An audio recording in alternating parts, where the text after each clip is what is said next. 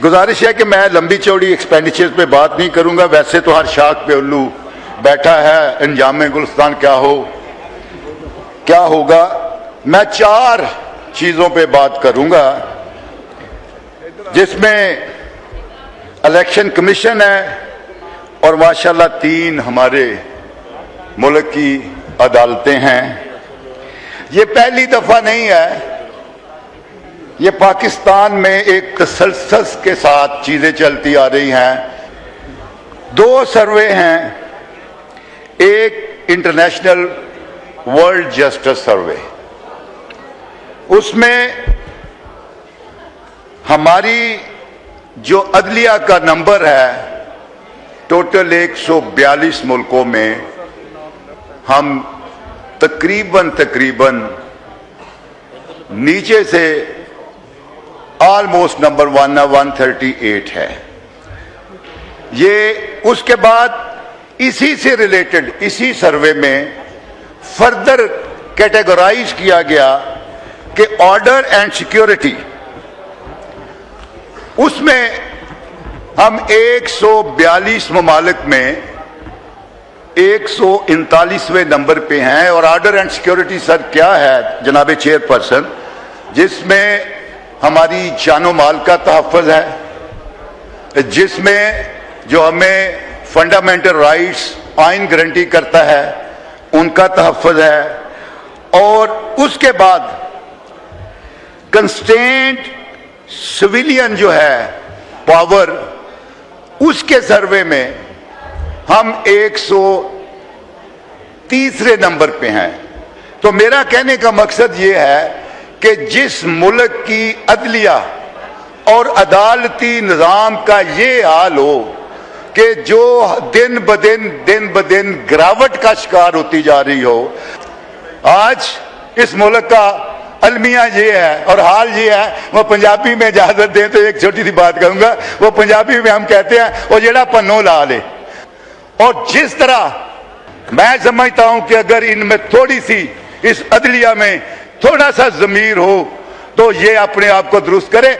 आज हर करदार आपके रिस्पॉन्स करते हैं कर दें, वो कोई बात नहीं। वो गैर पार्लियामानी लैंग्वेज प्लीज। मैं thank you I shall try my level. बस ये अंदर बोल रहा है सर, इसमें अगर गैर पार्लियामानी तो माफी चाहता हूं मैं। आप कहते हैं कि गैर पार्लियामानी लैंग्वेज प्लीज इस्तेमाल ना करिए। आप कहते हैं कि इन किरदारों पे कि मैं तारीफ करूं। आर्टिकल 68 का ख्याल रखें प्लीज। Okay sir, okay. अब सर मैं आता हूं कि ये देखें कि ये 7 अरब इनाम मिल रहा है। इन बातों का इस मुल्क के बुनियादी हकूक की जो पामाली हो रही है, ये 7 अरब इसलिए दिया गया। तौहीन ना करें प्लीज, ऐसा ना करें प्लीज। जरा सर इसमें कोई गैर पार्लिमानी लैंग्वेज इस्तेमाल सर, जनाब चेयरपर्सन, ये गैर पार्लिमानी लफ्ज नहीं है जो मैं बोल रहा हूं। जो हकीकत है, हमारे केसेस अदालतों में सुनवाई नहीं होती, हम जाते हैं 3-3 माह की तारीख दे दी जाती है। अब सर अब मैं आता हूं अगला डेफिमेटरी लैंग्वेज है प्लीज। ओके सर, मोहतात रहें प्लीज। अब मैं आता हूं FCC पे। FCC का बजट 6 अरब भी कम है सर, इसको 12 अरब होना चाहिए। आज इस असेंबली में फार्म 47 के बाद अगर रौनक लगी हुई है, जिन्होंने हमारी सीटें जो दी गई थी, जो उस वक्त चंद बाज़मीर जजेस बैठे थे जो बाद में रिजाइन कर गए, उसको रिव्यू में जाकर वो हमारी सीटें खत्म करके वो गैर आईनी इकदाम किया। आइन में ये गुंजाइश नहीं थी, आइन खामोश था, ना उस पर लेजिस्लेशन हुई थी। करिएगा प्लीज चंगे साहब, आपके 5 मिनट हो गए पूरे प्लीज। 10 मिनट है सर, 10 मिनट है, 10 मिनट है। और इसके बाद सर अब आता हूं सर इलेक्शन कमीशन पे। 10 अरब किस लिए, क्या करवाया सर? एक बिल पेश हुआ, मंजूर हुआ, खत्म हो गया इलेक्ट्रॉनिक मशीन पे वोटिंग का। क्या इसलिए दिया गया सर कि इस मुल्क में आइन के मुताबिक अगर 90 दिन में इलेक्शन होना, इलेक्शन नहीं होने देना?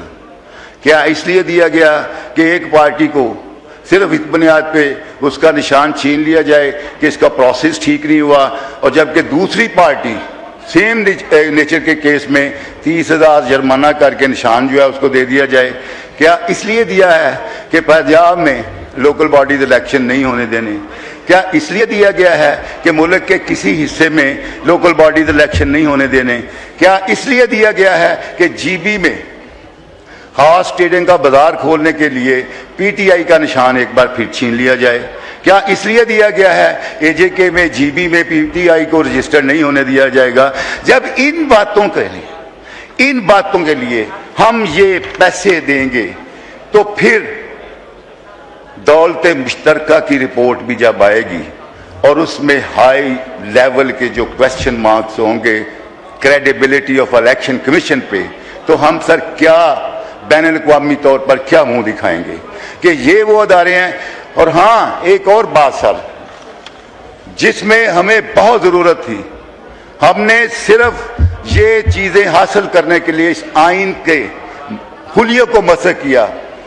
इलेक्शन कमीशन अपनी मुद्दत पूरी कर चुका है, 90 डेज उसको दिए जा सकते।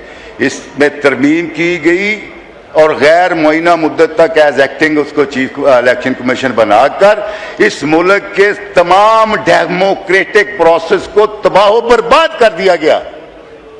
और आज नतीजा हमारे सामने है। कल जब हम पे छुरियां चल रही थी, जब हमसे रिजल्ट छीने जा रहे थे, जब हमें जाली 47 के जरिए हराया जा रहा था, तो पीपल्स पार्टी वाले मेरे भाई जो है, आखिरी मिनट है आपका। आखिरी मिनट पीपल्स पार्टी सर, आखिरी में पीपल्स पार्टी वाले मेरे दोस्त यहाँ नून लीग के साथ मिलकर डेस्क बजा रहे थे। आज जब अपने खिलाफ फॉर्म 47 जो है वो तैयार हुआ है, तो आज इनको हमारे वाली तकलीफ महसूस हो रही है। उस वक्त भी हम कहते थे, आज भी कहते हैं कि आए मिलकर। थैंक यू जी, थैंक यू। बात आपकी मुकम्मल होगी जी, थैंक यू। हाँ, बहुत शुक्रिया जी, थैंक यू जी। शफकत अब्बास साहब प्लीज मुकम्मल करें जी, बात मुकम्मल करें। ये माइक खोलिएगा जी चंगेज खान साहब का। कर इस मुल्क की पार्लियामेंट को मजबूत करें, इस मुल्क में सियासी इस्तेकाम लेकर आए बैठे और बैठकर जो है सीधी सियासी तौर पर इत्तेहाद करें, सियासी तौर पर डायलॉग करें और जो इख्तलाफ आता है वो भूलें और जिसकी गलती है वो तस्लीम करें ताकि ये पार्लियामेंट मजबूत हो। बहुत शुक्रिया जनाब स्पीकर साहब, सूबर खैबर पख्तूनख्वा वो सूबा है जो दहशतगर्दी से सबसे ज्यादा इफेक्ट हुआ है। हमारे बच्चे शहीद हो गए, हमारे बाजार उजड़ गए, हमारी स्कूलें तबाह हो गई, हमारे घर वीरान हो गए। जनाब स्पीकर साहब, आज भी हमारे मरकज के ऊपर 4,758 अरब रुपए बकाया है।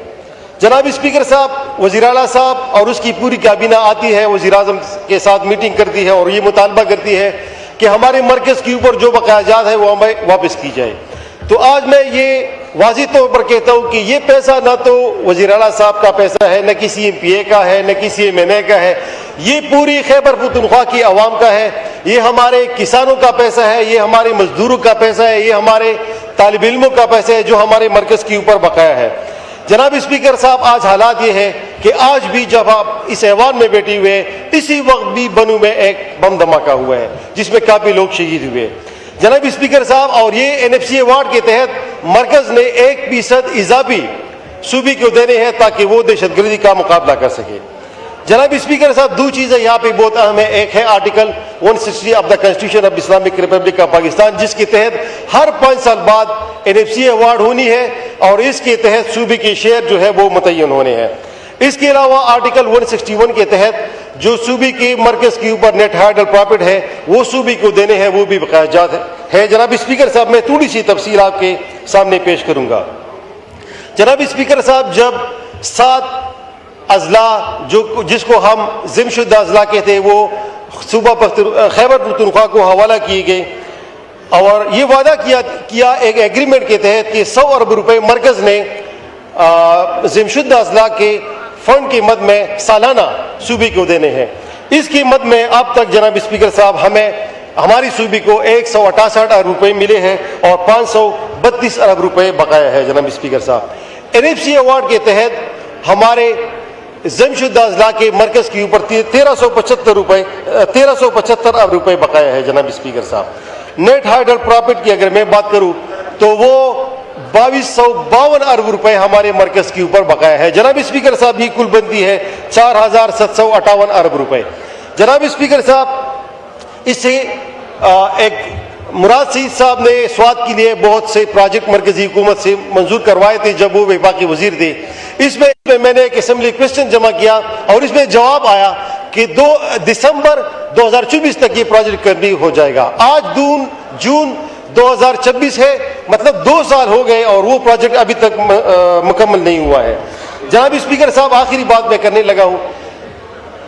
वज़ीर आज़म साहब ने अपनी तकरीर में ईरान मुआहदे की और सफारती कामयाबी की बात की, जिसको हम बड़ी कामयाबी से देखते हैं।